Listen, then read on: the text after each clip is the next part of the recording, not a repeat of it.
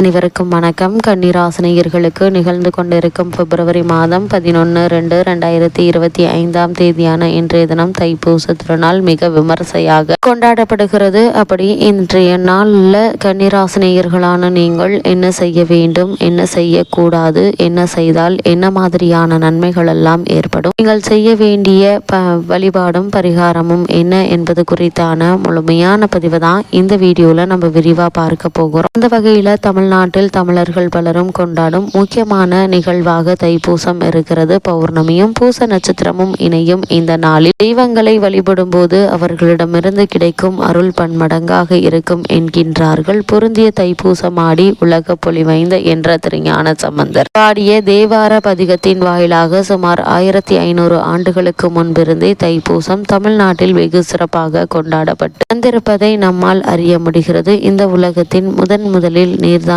உருவானது. அதன் பிறகு பிரம்மாண்டமான நிலப்பகுதி தோன்றியது என்று புராணங்கள் சொல்கின்றன. அப்படி இந்த உலகம் உருவாக தொடங்கிய தினமாக தைப்பூசம் உள்ளது என்பது முன்னோர்களுடைய கருத்து. இதனால் தான் இந்த உலகத்தின் முதலில் நீர் தோன்றியதை நினைவு கூறும் வகையில் தமிழ்நாட்டில் பல்வேறு ஆலயங்களிலும் தைப்பூச திருநாளை முன்னிட்டு தைப்ப உற்சவம் வெகு விமர்சையாக நடைபெற்று வருகிறது என்று அந்த கருத்துக்கு வலு சேர்க்கிறார்கள். தைப்பூச திருநாளில் சிவபெருமானையும் அம்பாளையும் வழிபடுவதும் முருகப்பெருமானை முன்னிலைப்படுத்துவதும் முக்கிய நோக்கமாக இருக்கிறது. வியாக்கிரபாதர், பதஞ்சலி முனி மற்றும் 30 முக்கோடி தேவர்கள், பிரம்மன், விஷ்ணு உள்ளிட்ட அனைத்து தேவர்களும் முனிவர்களும் சிவபெருமான், அம்பாள் ஆகியோருடைய நடனத்தை காணும் ஆவல் உண்டானது. அதன்படி ஈசனும் தேவியும் தங்களின் நடனத்தை அவர்களுக்கு காட்டி அருளிய தினம் இந்த தைப்பூச திருநாள் என்கின்றார்கள். எனவே இந்த நாளில் சிவாலயங்கள் தோறும் நடராஜருக்கும் சிவபெருமானுக்கும் சிறப்பு அபிஷேக ஆராதனைகள் நடைபெறும். தைப்பூச நாளில் முருகப்பெருமானை வழிபடுவதற்கு பல்வேறு காரணங்கள் சொல்லப்படுகின்றன. சூரபத்மன், சிங்கமுகாசுரன், தரகாசுரன் ஆகிய அசுரர்களிடம் தேவர்கள் சிறைப்பட்டு கிடந்தனர். அவர்களை மீட்பதற்காக தேவர்களின் சேனாதிபதியாக இருந்து அசுரர்களுடன் போர் புரிந்தார். முருகப்பெருமான் போர்க்கடவுளான அவரை போற்றும் விதமாகத்தான் தைப்பூசம் கொண்டாடப்படுவதாக சொல்கிறார்கள். மேலும் வள்ளியை முருகப்பெருமான் மனம் முடிந்த தினம் இந்த தைப்பூசம் என்கின்றார்கள். ஞான பலம் கிடைக்காததால் முருகப்பெருமான் பழனி மலையில் ஆண்டியாக வந்து நின்ற தினம் தைப்பூசம் என்ற கருத்தும் உள்ளது. இதனால் தான் தைப்பூச திருநாளானது பழனியில் மிக சிறப்பாக நடைபெற்று வருகிறது. இவற்றை எல்லாம் புறந்தள்ளினாலும் இன்னொரு விஷயத்தை நாம் ஏற்றுக்கொண்டுதான் ஆக வேண்டும். அது